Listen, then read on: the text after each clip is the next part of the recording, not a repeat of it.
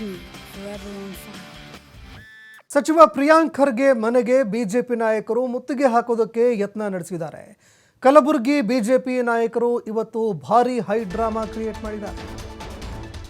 ಕಲಬುರಗಿಯಲ್ಲಿ ಬಿಜೆಪಿ ನಾಯಕರು ಭಾರಿ ಹೈ ಡ್ರಾಮಾಗೆ ಕಾರಣವಾಗಿದ್ದಾರೆ.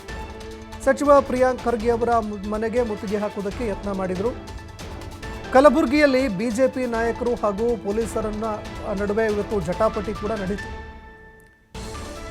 ಬಿಜೆಪಿ ನಾಯಕರನ್ನ ಪೊಲೀಸರು ವಶಕ್ಕೆ ಪಡೆದುಕೊಂಡರು. ಅದೇ ರೀತಿಯಾಗಿ ವಶಕ್ಕೆ ಪಡೆದುಕೊಂಡು ಬಸ್ಗೆ ಪೊಲೀಸರು ತುಂಬಿದ್ದಾರೆ. ಇದೇ ಸಂದರ್ಭದಲ್ಲಿ ಪೊಲೀಸರು ಮತ್ತು ಪ್ರತಿಭಟನಾಕಾರರ ನಡುವೆ ವಾಗ್ವಾದ ಕೂಡ ನಡೆಯಿತು.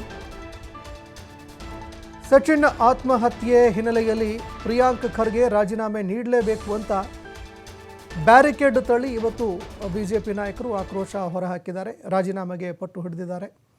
ಸಿಟಿ ರವಿ, ಆರ್ ಅಶೋಕ್ ಸೇರಿದಂತೆ ಅನೇಕರನ್ನ ಪೊಲೀಸರು ಇವತ್ತು ವಶಕ್ಕೆ ಪಡೆದುಕೊಂಡಿದ್ದಾರೆ.